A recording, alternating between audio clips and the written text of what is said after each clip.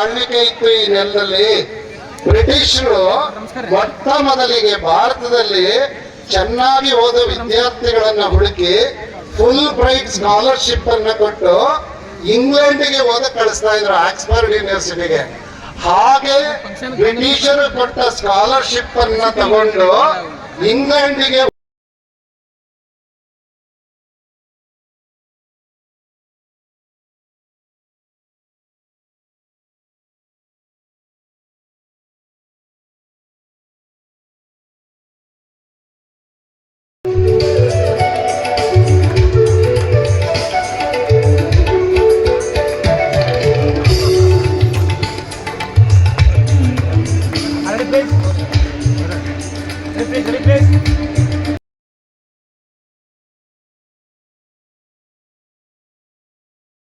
ಜಿಲ್ಲೆಗಳಲ್ಲಿ ಅವರ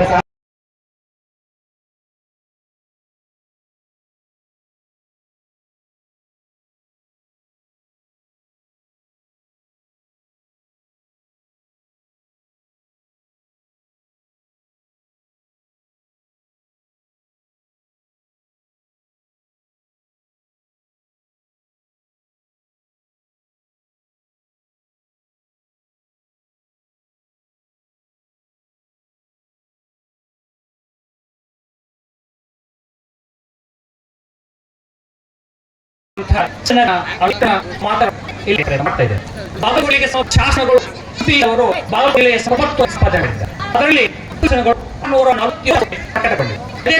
ಕಲಬುರಗಿ ಅವರು 658 ಶಾಸನ ಇತ್ತೀಚೆಗೆ 26 ಶಾಸನ ನಮಗೆ ಲಭ್ಯವಿದೆ. ಈ ಎಲ್ಲ ಹಿನ್ನೆಲೆಗಳು ಆಧಾರದ ಹಿನ್ನೆಲೆ ಮಾತೇ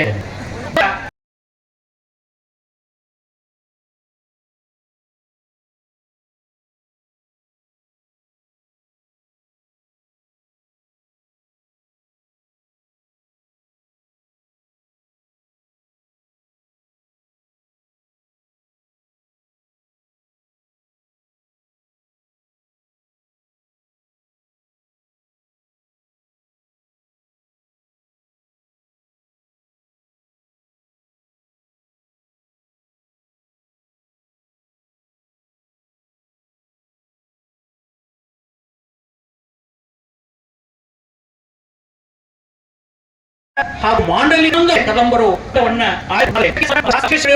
ಬರುವುದಿಲ್ಲ. ಮಂಗಳೇಶ ಮಾಕೂಟ ಸ್ಥಳಶಾಸನದಲ್ಲಿ ಅವನು ಗೆದ್ದ ಅನೇಕ ರಾಜ್ಯಗಳಲ್ಲಿ ವೈದ ರಾಜ್ಯದ ಹೆಸರಿದ್ದು ಕದಂಬ ಭವಿಷ್ಯ ನಮಗೆ ಲಭ್ಯವಾಗ್ತಾ ಇದೆ. ಹೀಗಾಗಿ ಶಾತವಾದ ಇದು ನಮಗೆ ಗೋಚರ ಆಗುವುದಿಲ್ಲ. ಆದರೆ ಬಾಚನಕೋಟೆ ಉತ್ಕಟದಿಂದ ಕೊಂಡಾಗಿ ಕೆಲವೊಂದು ಮಾಹಿತಿ ಲಭ್ಯವಾಗಿದೆ. ಅದು ಅಲ್ಲಿಂದ ಪ್ರಾರಂಭವಾಗುತ್ತೆ ಅಂತ ಅರ್ಥೈಸಬಹುದು. ಈಜಿಪ್ಟ್ ಖ್ಯಾತ ಖಗೋಶಾಸ್ತ್ರಜ್ಞ ಪ್ರಥಮ ಬಾರಿಗೆ ಉಲ್ಲೇಖಿಸುತ್ತಾರೆ.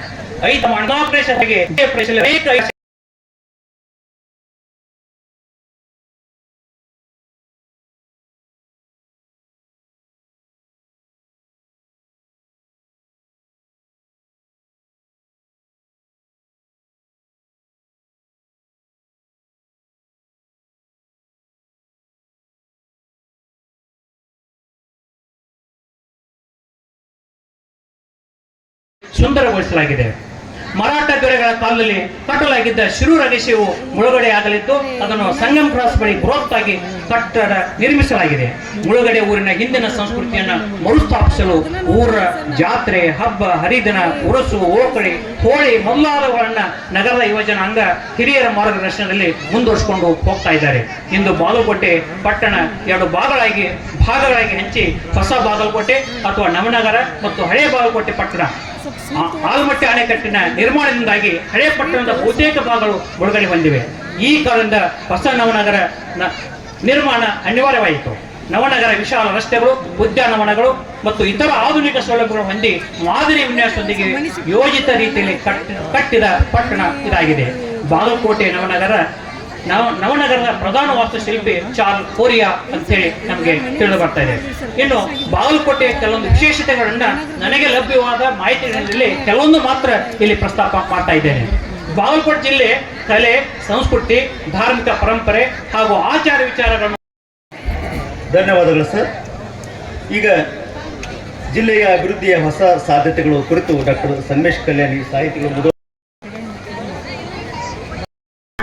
ಅಂತೇಳಿ ಅವರೊಬ್ಬರು ನಾವೊಬ್ಬರು ಚಾಲೆಂಜ್ ಆಗಿ ಅಧ್ಯಯನ ಮಾಡುವಾಗ ಡಿಗ್ರಿ ಒಳಗೆ ಕಲಿಯುವಾಗ PhD ಮಾಡೋದು. ಅದು ಹೆಂಗೆ ಮಾಡ್ತೇವೆ ಒಟ್ಟು ಮಾಡೋದು.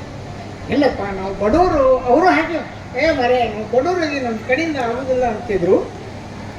ಅದಕ್ಕೂ ಕೂಡ ನಾನು ಮರೆ ನಾವು ಬಡವರಪ್ಪ ಆಗೋದಿಲ್ಲ ಅಂತೀವಿ, ನಮ್ಗಿಂತ ಮೊದಲು ನೀವು PhD ಮಾಡ್ತೀರಿ, ನಂತರ ನಾವು ಮಾಡ್ತೀವಿ ಅಂತ ನಮ್ಮ ಗೆಳೆಯರು ಹೇಳ್ತಿದ್ರು. ಅದು ಹಾಗೇ ಆಯ್ತವೆ. ವಿದ್ಯಾರ್ಥಿಗಳು ತನ್ನ ಅಸ್ತಿತ್ವವನ್ನು ಕಳೆದುಕೊಳ್ಳುವವರಿಗೆ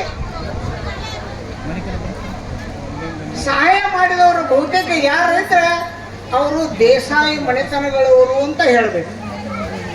ಯಾಕಂದ್ರೆ ದೇಸಾಯಿಗಳು ನಿಂತಿದ್ದೇ ಜನಸಾಮಾನ್ಯರ ಮಧ್ಯದಲ್ಲಿ. ಜನಸಾಮಾನ್ಯರಿಂದ ತೆರಿಗೆಗಳನ್ನು ಪಡೆದುಕೊಂಡು 1/4 ಹತ್ತ ವಸೂಲಿ ಮಾಡಿ ಸರ್ಕಾರಕ್ಕೆ ಕೊಟ್ಟಿದ್ರು. ಆ ಸರ್ಕಾರಕ್ಕೆ ಕೊಟ್ಟಂತ ಜನರನ್ನ ವಲಸೆ ಹೋಗದಂತೆ ಮಾಡಿದವರು ಬಹುತೇಕ ಯಾರಾಗಿದ್ರು ಅವರು ದೇಸಾಯಿ ಮನೆತನದವರು. ಅಂತೆಯೇ ಇಲ್ಲಿವರೆಗೂ ಕೂಡ ಗ್ರಾಮಗಳು ಹುಟ್ಟಿಕೊಂಡಿವೆ. ಹಾಗಾಗಿ ಅವುಗಳ ಅಭಿವೃದ್ಧಿ, ಅವುಗಳಿಗೆ ಬೇಕಾದ ಮೂಲ ಸೌಕರ್ಯಗಳನ್ನು ಒದಗಿಸಿದ್ದು ಯಾರಾಗಿದ್ದರೆ ಅವರು ದೇಸಾಯಿ ಮನೆತನದವರು ಅನ್ನೋದನ್ನು ಮರೆಯಬಾರದು. ಬಂಧುಗಳೇ, ನಮ್ಮ ಸರ್ಕಾರ ಸಾರಥ್ಯವನ್ನು ಡಾಕ್ಟರ್ ಬಸವರಾಜ್ ಕಡ್ಡಿ ಅವರು ಈ ಗೋಷ್ಠಿಯ ಸಾರಥ್ಯವನ್ನು ವಹಿಸಿದ್ದಾರೆ. ನಿಜವಾಗಿಯೂ ಭಾಳ ದೊಡ್ಡ ವಿದ್ವಾಂಸರವರು. ಸಂಖ್ಯಾಶಾಸ್ತ್ರದಲ್ಲಿ ಮಾಸ್ಟರ್ ಡಿಗ್ರಿ ಪಡೆದು ಪದವೀಧರರಾಗಿರ್ತಕ್ಕಂಥದ್ದರು. ಆದರೆ ಸಾಹಿತ್ಯ ಮತ್ತು ಆಧುನಿಕ ವಚನಗಳನ್ನು ಬರೆಯುವುದರಲ್ಲಿ ವಚನ ಸಾಹಿತ್ಯವನ್ನು ನಿಜವಾಗಿಯೂ ಕನ್ನಡ ಪ್ರಾಧ್ಯಾಪಕರ ಅಷ್ಟೊಂದು ವಿಶ್ಲೇಷಣೆ ಮಾಡ್ತಾರೆ ಇಲ್ಲೋ ಗೊತ್ತಿಲ್ಲ. ವೈಚಾರಿಕವಾಗಿ ಮತ್ತು ಸಕಾರಾತ್ಮಕವಾಗಿರ್ತಕ್ಕಂಥ ವಿಶ್ಲೇಷಣೆ ಮಾಡ್ತಕ್ಕಂಥ ವಿದ್ವಾಂಸರು ಈ ಗೋಷ್ಠಿಯ ಸಾನ್ನಿಧ್ಯವನ್ನು ವಹಿಸಿಕೊಂಡಿದ್ದಾರೆ. ಅನಂತರ ಸಹಜಾನಂದ್ ಕೆಂಗಲಗುತ್ತೆಯವರು ಬಾಗಲಕೋಟದ ಬಸವೇಶ್ವರ ಕಾಲೇಜಿನಲ್ಲಿ ಪ್ರಾಧ್ಯಾಪಕರಾಗಿರ್ತಕ್ಕಂಥವ್ರು. ಆಸೆ ನುಡಿಗಳನ್ನು ಭಾಳ ಸಮರ್ಥವಾಗಿ ಇದುವರೆಗೆ ನೀಡಿದ್ದಾರೆ. ಅನಂತರ Basavaraj Koth sir, doctor Basavaraj Koth sir Bagalkot ಜಿಲ್ಲೆಯ ಇತಿಹಾಸವನ್ನು ಸಹಿತ ಶಾಸನಗಳನ್ನು ಆಧಾರವಾಗಿಟ್ಟುಕೊಂಡ ಚೆನ್ನಾಗಿ ಮಾತನಾಡಿದ್ದಾರೆ. ಅನಂತರ ಈ ಗೋಷ್ಠಿಗೆ ಬರಬೇಕಾಗಿತ್ತು ಡಾಕ್ಟರ್ ಸಮೃದ್ಧವಾಗಿರ್ತಕ್ಕಂಥ ಮತ್ತು ಫಲವತ್ತಾಗಿರ್ತಕ್ಕಂಥ ಭೂಮಿಯನ್ನು ಹೊಂದಿದ್ದ ಒಂದೇನಾದರೂ ಜಿಲ್ಲೆ ಇದ್ದಿದ್ರೆ ಅದು ಬಾಗಲಕೋಟೆ ಜಿಲ್ಲೆ ಅಂತ ಹೇಳಲಿಕ್ಕೆ ನನಗೆ ತುಂಬ ಹೆಮ್ಮೆ ಅನಿಸ್ತಾ ಇದೆ. ಯಾಕಂತಂದರೆ ಬಾಗಲಕೋಟೆ ಜಿಲ್ಲೆಯಲ್ಲಿ 3 ನದಿಗಳು ಹರಿದಿರ್ತಕ್ಕಂಥದ್ದು. ಕೃಷ್ಣೆ, ಮಲಪ್ರಭಾ, ಘಟಪ್ರಭೆ ಅತ್ಯಂತ ಸಮೃದ್ಧವಾಗಿರ್ತಕ್ಕಂಥದ್ದು. ಭೂಮಿನೂ ಸಹಿತ ಒಂದು ಕಡೆಗೆ ನಮ್ಮ ಲೋಕಾಪುರ ಕಡೆಗೆ ಸುಣ್ಣದ ಕಲ್ಲು ಸಿಗ್ತಾ ಇದೆ. ಅನಂತರ ಇಳಕಲ್ ಕಡೆಗೆ ಗ್ರಾನೈಟ್ ಸಿಗ್ತಾ ಇದೆ. ಅದು ಕೆಂಪ ಗ್ರಾನೈಟ್ ಅಂದ್ರೆ ಇಡೀ ನಮ್ಮ ದೇಶದಲ್ಲೇ ಅತ್ಯಂತ ಪ್ರಸಿದ್ಧವಾಗಿರ್ತಕ್ಕಂಥದ್ದು.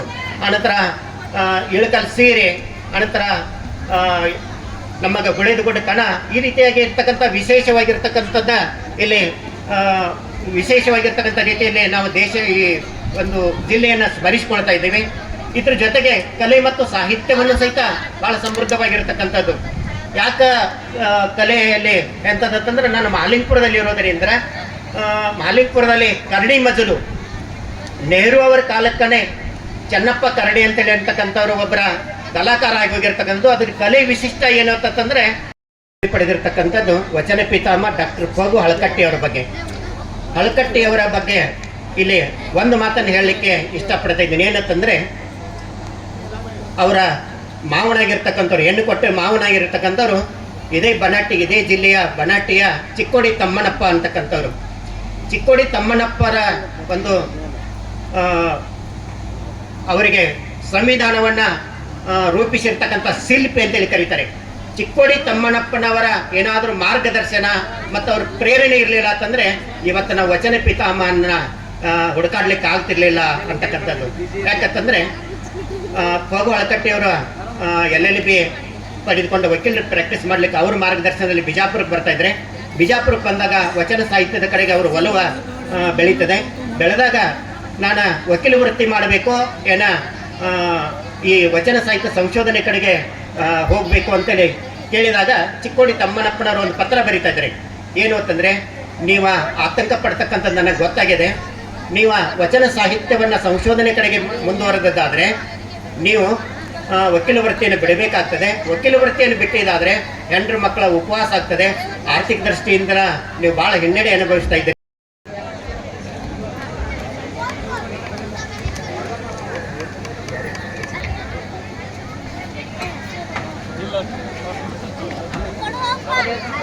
ಬಾಗಲಕೋಟೆ ಜಿಲ್ಲೆ 12ನೇ ಕನ್ನಡ ಸಾಹಿತ್ಯ ಸಮ್ಮೇಳನದ ಸವಿ ನೆನಪಿಗಾಗಿ 5 ಪುಸ್ತಕಗಳನ್ನು ಹೊರತರಲಾಗುತ್ತಿದ್ದು, ಆ ಪುಸ್ತಕ ದಾನಿಗಳನ್ನು ಸನ್ಮಾನ ಮಾಡುವುದು ಪರಿಷತ್ತಿನ ಜವಾಬ್ದಾರಿ. ನಮಃ. ಸಕಲರಿಗೂ ಶರಣಾರ್ಥಿಗಳು. ಸಮ್ಮೇಳನ ಅಧ್ಯಕ್ಷರಾದ ಕೋಳೆಯವರೇ, ಈ ಗೋಷ್ಠಿಯ ಅಧ್ಯಕ್ಷರಾದ ಡಾಕ್ಟರ್ BM ಪಾಟೀಲ್, ಸಾಹಿತ್ಯ ಹೇಗಿರಬೇಕು, ಸಾಹಿತಿಗಳು ಹೇಗಿರಬೇಕು, ಭಾಷೆ ಹಾಕಬೇಕು, ಮೂರ ಪಾಯಿಂಟ್ಗಳು. ಭಾಷೆ ಹೇಗಿರಬೇಕು, ಸಾಹಿತಿಗಳು ಹೇಗಿರಬೇಕು, ಸಾಹಿತ್ಯ ಹೇಗಿರಬೇಕು. ಯಾಕಂದರೆ ಬರೀ ಭಾಷೆ ಮಾಡಿದ್ದು. ಭಾಷೆ ಅಂದರೆ ಏನು, ಸಾಹಿತ್ಯ ಅಂದರೆ ಏನು, ಸಾಹಿತಿಗಳು ಹೇಗಿರಬೇಕು. ಮೊದಲನೇದು ಭಾಷೆ ಯಾಕೆ ಬೇಕು, ಅದು ಹೇಗಿರಬೇಕು. ಅವರೊಂದು ವಚನ ಮೂಲಕ ನೋಡೋಣ. ಪರಮಾತ್ಮ ನಿರಾಕಾರ ಪರಮಾತ್ಮನನ್ನು ಅರಿಯಲು ಸಾಕಾರ ಇಷ್ಟಲಿಂಗ ಬೇಕು. ಸಮಯ ನಿರಾಕಾರ ಸಮಯವನ್ನು ತಿಳಿಯಲಿಕ್ಕೆ ಸಾಕಾರ ಗಡಿಯಾರ ಬೇಕು. ಭಾವ ನಿರಾಕಾರ ಭಾವವನ್ನು ಅಭಿವ್ಯಕ್ತಗೊಳಿಸಲು ಸಾಕಾರ ಭಾಷೆ ಬೇಕು. ಸಾಕಾರವಾಗಿದ್ದರೆ ಭಾವ ಭಾಷೆಗೆ 8 ಜ್ಞಾನಪೀಠ ಪ್ರಶಸ್ತಿಗಳು ಸಾಕ್ಷಿಯಾಗಿವೆ. ಶ್ರೀ ಗುರು ಬಸವ. ಇದು ಭಾಷೆ ಕುರಿತು. ಎರಡನೇದು ಸಾಹಿತ್ಯ ಹೇಗಿರಬೇಕು.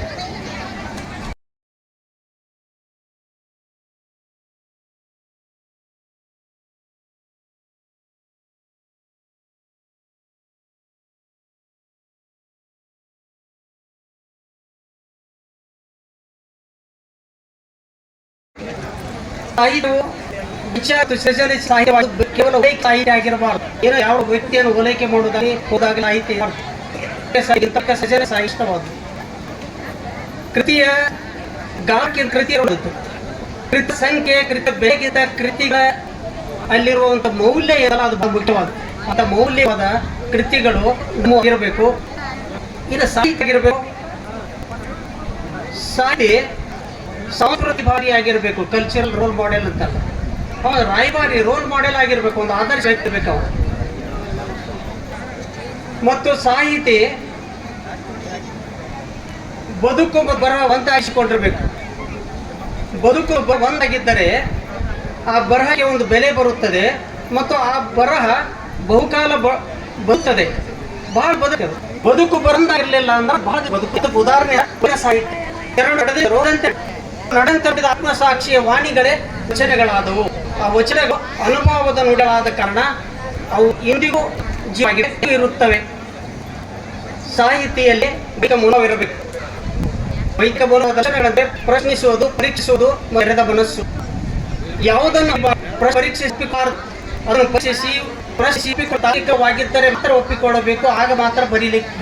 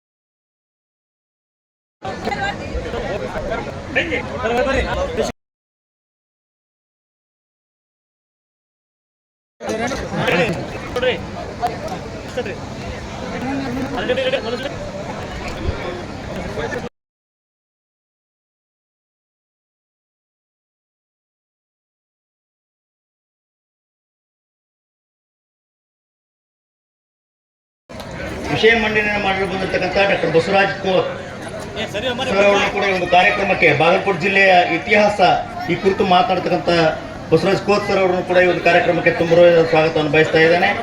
ಜೊತೆಗೆ ನಿರ್ವಹಿಸಿರ್ತಕ್ಕಂಥ ಡಾಕ್ಟರ್ ಬಸವರಾಜ್ ಕಡ್ಡಿ ಸಾಹಿತಿಗಳು ಜಮಖಂಡಿ ಅವರನ್ನ ಈ ಒಂದು ಕಾರ್ಯಕ್ರಮಕ್ಕೆ ಹಾಗೂ ಎಲ್ಲ ಸಾಹಿತ್ಯ ಸಕ್ತರ ಪರವಾಗಿ ತುಂಬ ಸ್ವಾಗತವನ್ನು ಬಯಸ್ತಾ ಇದ್ದೇನೆ.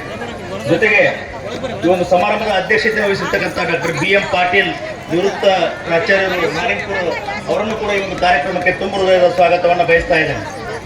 ಜೊತೆಗೆ ಸುತ್ತ ಈಗ ಮೊದಲ ಗೋಷ್ಠಿ ಈಗ ಪ್ರಾರಂಭ ಆಗ್ತಾ ಇದೆ.